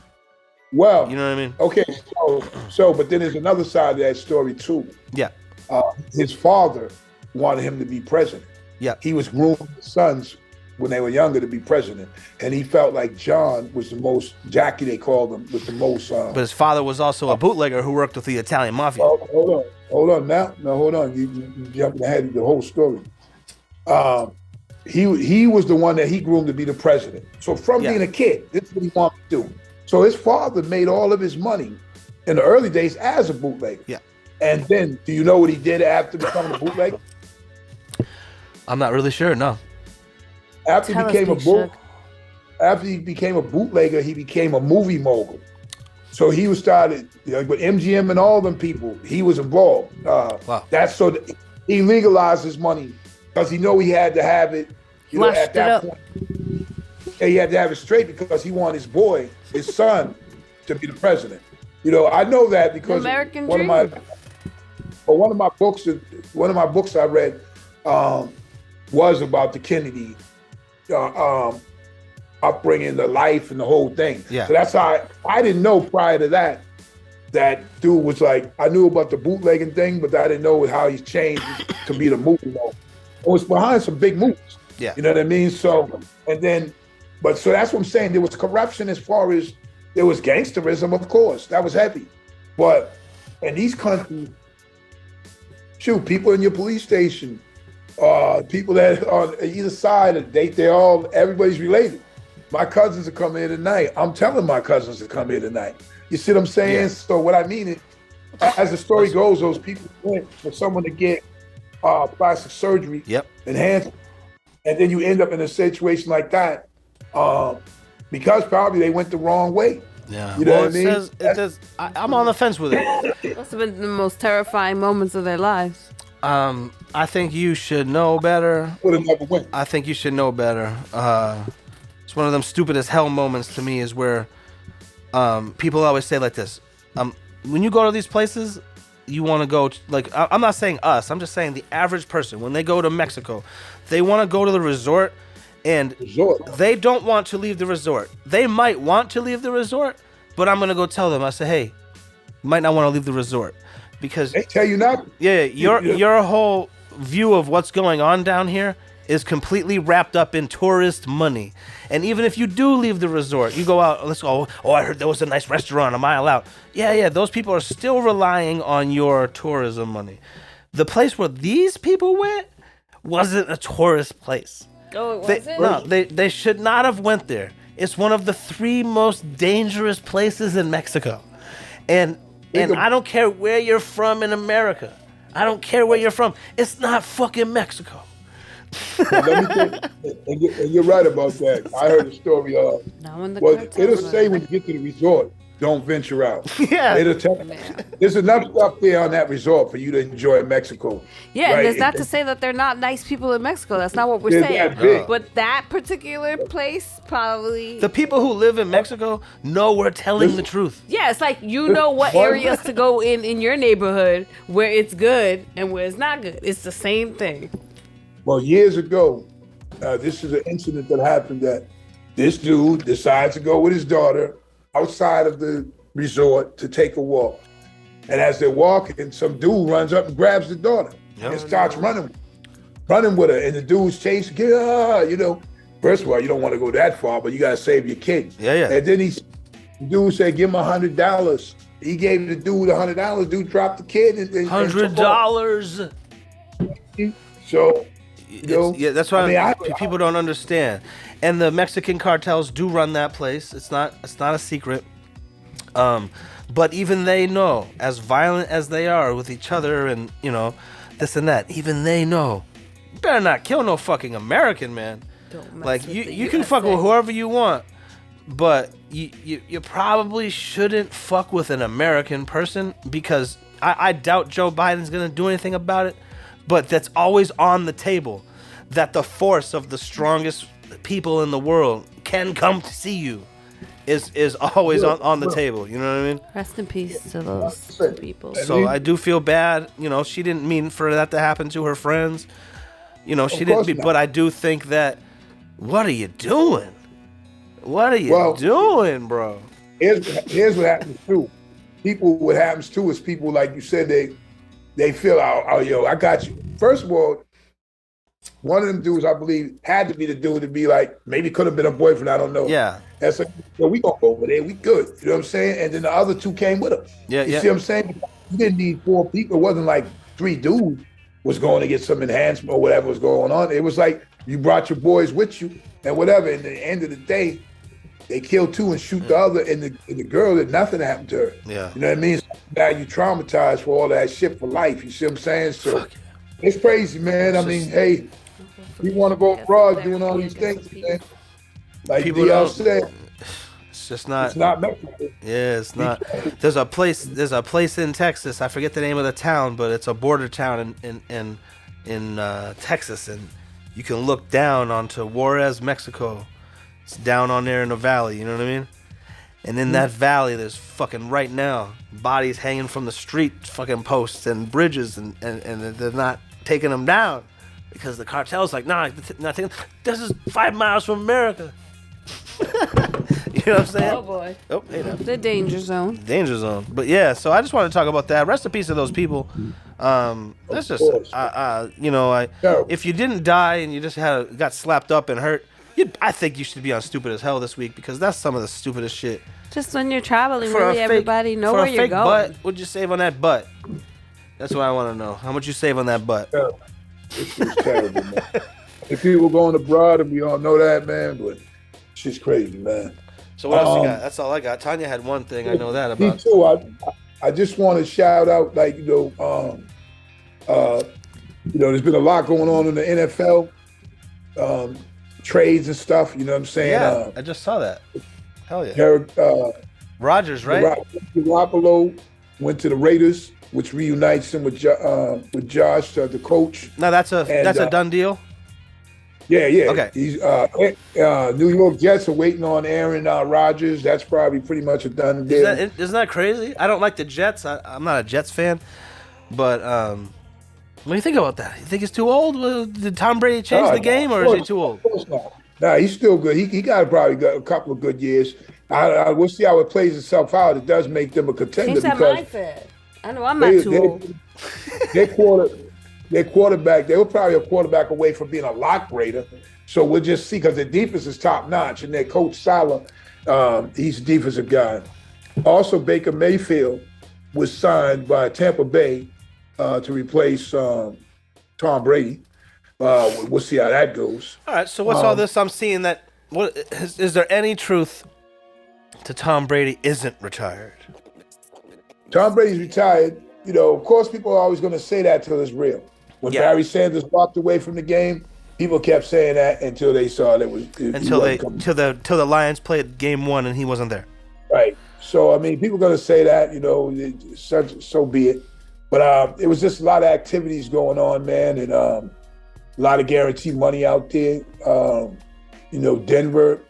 I believe Denver signed Mike White, or one of those guys. There was a lot of stuff going on. They had backups getting 20 and 30 million. The Patriots lost one of their key guys at the time, Jacoby Myers, to the Raiders for 3 years, 33 million. Someone retired from the Patriots too. Who was that? Someone. Devin McCourty retired. Yeah. Shout out to Devin McCourty, who had been around for quite some time and a few Super Bowls. He might have won about two of them or three, something like that. But he was a great player, great humanitarian. He'll now join his twin brother in retirement, and and much success. We appreciate him for being here in New England. I'm a big fan, and so be it. So we look forward to the season. It's still basketball right now. The Bruins were the first in hockey. The Bruins were the fastest team to get to the 50 wins in the history of hockey. Yeah, the history of hockey. I don't know much about hockey, but I know the NHL's been around for at least 100 years. So, that's an incredible record. I know that they play. I feel like hockey's always playing, so I feel like they must play 150 plus games or something like. Bunch games. It's about, I don't know exactly, but it's like a bunch of games. They also shout out to the Celtics, who have the second best record in the NBA. They are currently on they lost to some whack ass team. They lost to the Houston Rockets, the worst team in the league. But I don't really too much worry about it. Even the Bruins have lost. Excuse me. Bruins lost the last 3 games. So it seems kind of weird right now for those two teams being the best teams. But as far as in the Red Sox, it's like everybody knows, spring training. Yeah, I never get excited about spring training. I never did either, but I follow all sports, so therefore, I don't follow spring training, and this is why. Baseball's 162 fucking games, plus the playoffs, because I like the Yankees, so they're always at least in the first round of the playoffs. You know what I'm saying? So that's a lot of baseball to watch. I don't need to watch 40 fucking but right now, games of the B team. There's the World Baseball Classic out in Miami, Florida. Shout out to Team Puerto Rico. Boricua. That beat Israel 10-0. That's 10? Yeah, today they're playing DR, so it's going to be a tight game, but... Israel, that's not even a baseball place. They're not even good, actually. But you don't think so? Did you have your haterade this morning? I don't know. I always wonder who's good. They beat Venezuela. Venezuela. DR is going to be the hardest team to beat. Who is DR? Are you talking about Dominican Republic? Are you talking about DR or Israel? She's saying Israel's a good team. Nah, Israel ain't good. No, I mean no. I'm sorry, I'm lying. She's saying that Puerto Rico's a good team, and they beat who they beat? They beat Puerto Rico. Venezuela. They beat Israel, and today is DR, I believe. They probably are, but I'm saying yeah. So that's crazy. They had you said a perfect game. Yeah. 10-0. That's crazy. Having a perfect game and on any level of baseball, even fucking Little League, is crazy. Congratulations to that. Hey, give him a shout out. Yeah, definitely they deserve that. Hell But yeah. I mean, baseball for Boston, and those who know about Boston, Chris Sale is a top pitcher, and he's making his way back. So that's what they're looking for. But nobody expects them to do great things this year. We'll see. So that's just my mention on sports. And on that note, we can go to Stupid as Heezy? Yes. It's time for the Heezy, huh? All right, well, that's all I had. You had anything else? Yeah, if you guys want to put a smile on your face, or at least it's it to me, check out Bad Bunny and James Corden. Yeah, James Corden. I don't like James Corden, but people seem to like him, and my God, I'm the odd man out. Forget it. Like, he had me smiling, just different aspects of his personality, and I learned a lot of different things about Bad Bunny. You talking about Bad Bunny or yeah, James Corden? And why he picked the name Bad Bunny? Like, Shug, you like James Corden? Do you know who that is?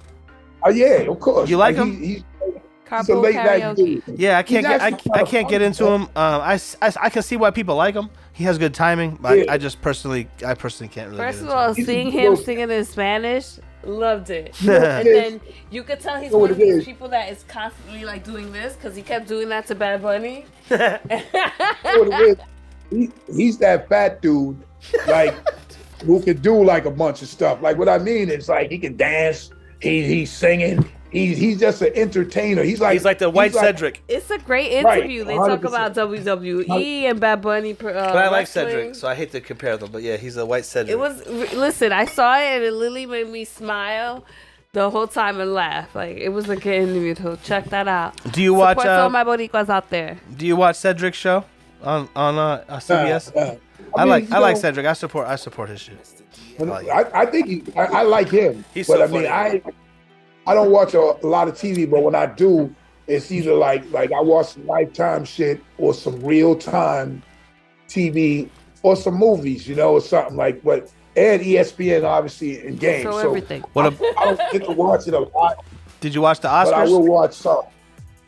Nah, I didn't watch that. You watched the Oscars. It was I only watched one movie nominated, so I wasn't in it like that because I didn't see any of the nominations, but I like the Vanity Fair. it was all right.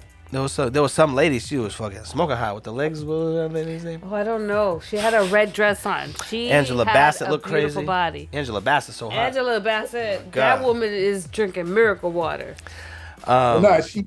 She's in good shape and good look for her age She look too. like I think she's 30. I don't even think she could might- if I met her in a club and she said I'm 42, I'd be like, okay. She looked with a T at the end. She was like, and then she'd be like, actually, I was 42 22 years ago. I'd be like, okay. What? Okay. Yeah. I always I like to see her. She didn't win, but it was good to see her get nominated. She lost to Jamie Lee Curtis. The Scream Queen. But I like the Oscars. I like movies. I know Big Sugar. I don't know if you like to watch movies. I know you like to make movies. He's in them. But I like movies. Ever since I was a kid, I like movies. Like, I mean, I'll try to watch I'll try to watch them all if I could. You know what I mean? I like movies. You know what I'm saying? I'm not against movies, man. I like them. You know what I mean? But at the same time,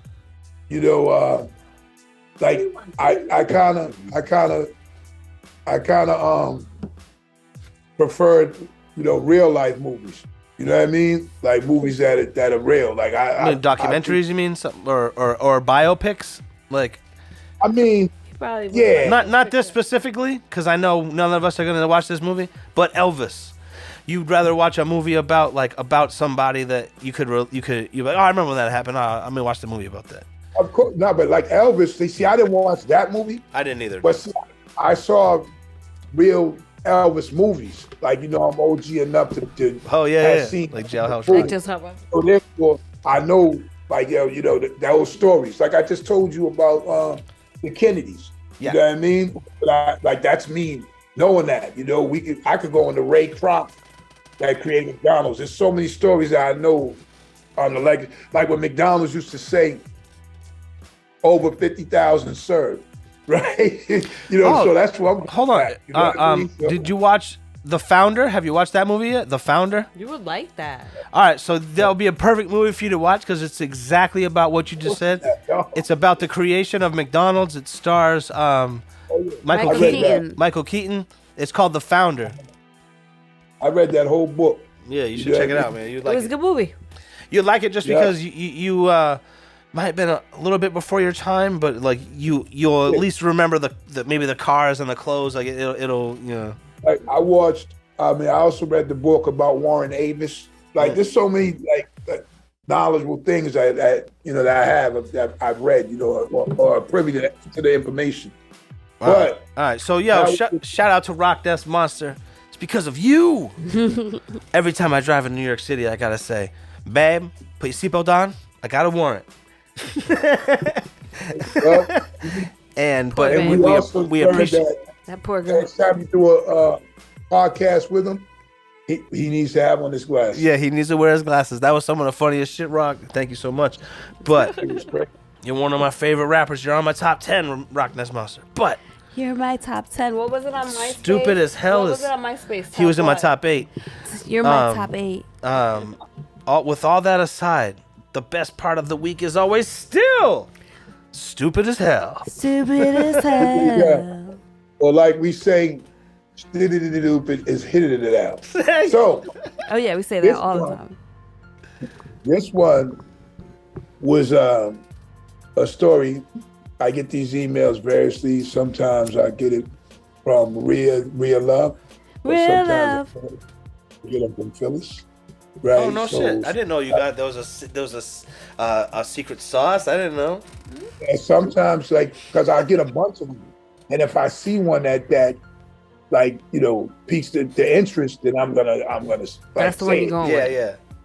So today, Brooklyn's an infamous bishop allegedly faked bank documents to buy a New Jersey mansion. The mortgage on Bishop Lamar Whitehead's home is $1.3 million. That's his mortgage. That's the mortgage? That's what it says. So the plot thickens. With the elusive Bishop Lamar Whitehead, who apparently just can't stay out of the headlines, his latest alleged gift includes faking bank documents to his finance, his New Jersey mansion, and several outlets, including the Entrepreneur and the New York Post, have reported details of the supposed shady dealings. Whitehead first gained international attention when he was robbed while live streaming a sermon back in July 2022. Now he is facing new federal fraud charges, according to reports. Whitehead applied for $250,000 business loans in 2018. He didn't receive the loan, but prosecutors believe that Whitehead faked important documents to support the loan application. So I guess he's been BSing for a while. And the documents that were presented were for a bank account that did not exist.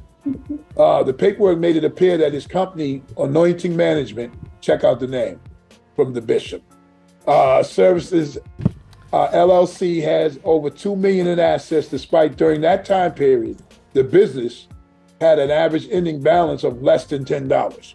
Right? So if you follow me, even though Whitehead didn't get the 2018 loan, he is accused of trying to once more in 2019, and yet again, he used forged documents as a part of application for $1.3 million mortgage on his home in the Paramus, New Jersey.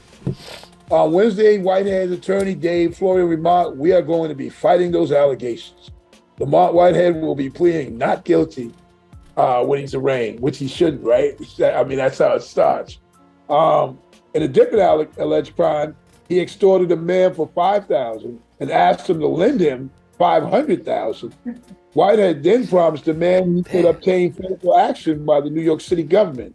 So this dude was straight the bishop, but full of shit bishop. You understand what I'm saying? He's a liar. The shit show. He's scared. I mean, a lot of them, everyone ain't bad. I ain't gonna say every bishop is just bad. But this that one is. Oh, Trumaine. This one, Lamar Whitehead is this week's stupid as hell. This week's Stupid as Hell. Can since this is the 60th episode, can I add someone as a runner-up for Stupid as Hell? It's someone that I don't know. Let's see what you're saying. It's someone that I'm really rooting for. Oh boy, I'm really rooting for you, dude. There's a rapper named Finesse 2 Times who I'm really rooting for. Like when he came out of jail, he used to be Sincere. I don't remember this guy, Sincere. He was from the Memphis via Texas.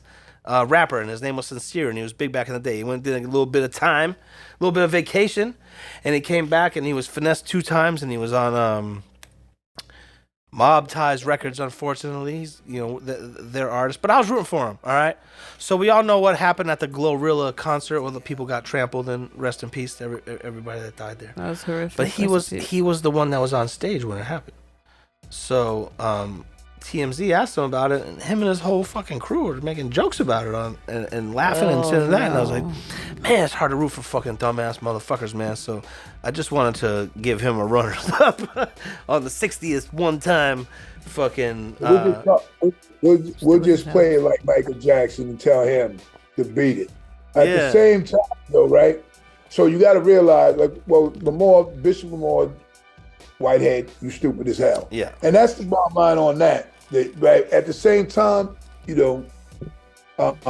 do appreciate like even when we come up with these stories, like because I've actually used me and you, I think might have had the same story a couple times. Yeah. And my daughter had she had about 1, and then I think I used 1 from Phyllis. So therefore, it's like, if you see them like that, you gotta bring them shits up. You know what I mean? I didn't think about it until right now. it just popped back into my head and I was just like, wow, man. Just how about this? How about this? Ready? Everyone in the world that's more famous than me. When someone asks you a question that you probably fuck up your life if you answer it, just say this: no comment. Well, and they've been saying that, for years. You know what I mean? Yeah. Some people never learn. And pleading the fifth. So even though history repeats itself. Man, yeah, that was a good one. I feel that this 60th episode has been like the rest of them fulfilling and entertaining, and we appreciate Rockness Monsta coming through. 100%. What was his first name? I forget. What was it? What did he say? Huh? What was his original rap name? It was JP. Those were his initials. JB. Something like that. Oh, B, I thought it was P. It sounded like he said P, but I know his real name, so I think he said JB because then he said it's my initials. So I know probably because I think he said it was everything that he said was. He might not want to let his government be. Oh, JB Ice. JB Ice, something like that. No, everything was with Rock. That's what he said. No, that was before the Rock. Oh. But yeah, that was awesome. Thanks to Rock for coming through. That was amazing. All right, so listen, man, I appreciate y'all, man. Like I said, excuses have no purpose, so don't make them. Don't make them. And as we grow, we glow. And just always remember, every day ain't promised, So as we awake, try to accomplish something. Try to do more today than you did yesterday. You know what I'm saying? Basically, we don't know how much time we got here. Everything has an expiration date on it. You know what I'm saying? But as we live, we give. That's what I feel. And then we're gonna do more each day. You know what I'm saying? So peace, man. We'll catch you on the next episode. On my dark days, I chopped crack on the regular. Ran up in spots and clapped on the regular. Took big fat ass stacks from the register. No matter how hard they tried, they still couldn't measure the hard I had.